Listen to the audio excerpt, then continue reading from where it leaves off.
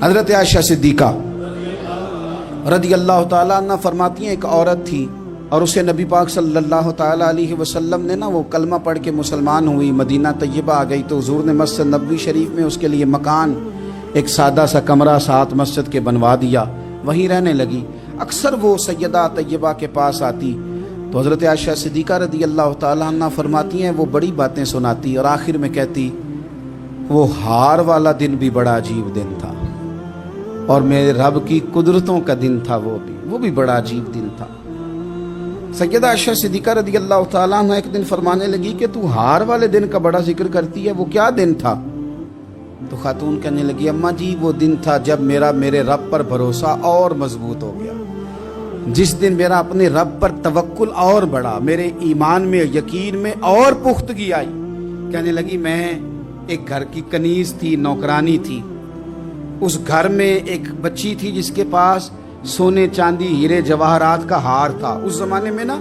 چمڑے کے اوپر لوگ ہیرے جواہرات لگاتے تھے، کئی دفعہ سرخ رنگ کے چمڑے پہ لگائے جاتے تھے، وہ بچی پہنتی تھی تو کہتی ہوں بچی کے اس نے اتار کے رکھا یا اس سے گرا وہ ہار تو چیل اسے اٹھا کے لے گئی گوشت سمجھ کے اور میرے سامنے اٹھا کے لے گئی۔ گھر والوں نے مجھ سے پوچھا، یہ بخاری میں موجود ہے، گھر والوں نے پوچھا مجھ سے کہ وہ ہار کہاں ہے تو میں نے کہا چیل اٹھا کے لے گئی۔ گھر میں کچھ چوری ہو جائے تو سب سے پہلا الزام کس پہ لگتا ہے؟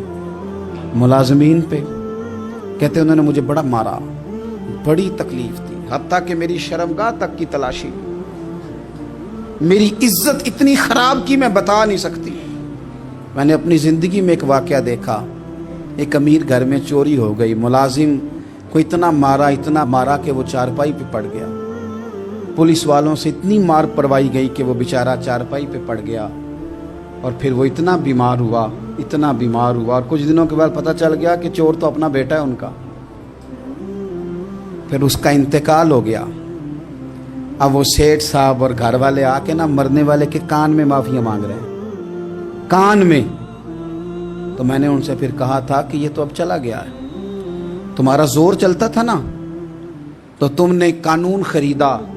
اور تم نے اسے جتنا ہو سکا تم نے اسے مار پڑوائی،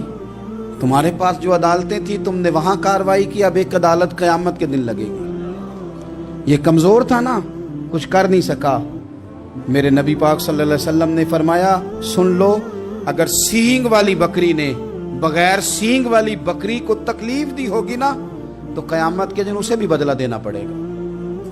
کہ تیرے پاس سینگ تھے اور تو نے اسے مارا تھا۔ وہ خاتون عرض کرتی ہے سیدہ عائشہ کی خدمت میں کہ مجھے بڑا مارا، مجھے تکلیف دی، میں کہہ رہی تھی کہ میرے سامنے چیل لے گئی ہے پر وہ نہیں مان رہے تھے، اماں جی انہوں نے مجھے بڑا مارا۔ حضرت عائشہ صدیقہ کہتی ہیں پھر کیا ہوا؟ کہنے لگی اماں جی جب کوئی میرا مددگار نہ رہا، مجھے تکلیف دے رہے تھے، رسوا کر رہے تھے، تو میں نے اپنے رب سے مدد چاہی، میرے رب کی طرف میں نے توجہ کی، میں نے کہا مالک اب تو ہی میرا مددگار ہے۔ کہتی ہے وہ مجھے مار رہے تھے تو وہ چیل جو ہار لے گئی تھی وہی لے کے واپس آ گئی اور ہمارے سروں کے قریب لا کے اس نے جب اس ہار کو پھینکا وہ مجھے چھوڑ کے سائیڈ پہ ہوئے، وہ میری بے گناہی جان گئے، لیکن آپ کو بتاؤں اس دن سے میرا اپنے رب پر یقین اور بڑھ گیا۔ مجھے سمجھ آ گئی کہ جب انسان پورا ٹوٹ جاتا ہے اور جب کوئی چاروں جانب اس کا مددگار نہیں ہوتا تو رب تو ہوتا ہے نا، اللہ تو اس کا مددگار ہوتا ہے نا، وہ تو پھر اپنے اس بندے کی مدد کرتا ہے نا، پھر وہ تو توانائی دیتا ہے نا، وہ تنہا نہیں چھوڑتا، وہ تو آنسوؤں والوں کے آنسوؤں پہ بڑا کرم فرماتا ہے، وہ تو قسم پرسی میں آ جاتا ہے، اس کی رحمت بڑھ کے استقبال کر لیتی ہے۔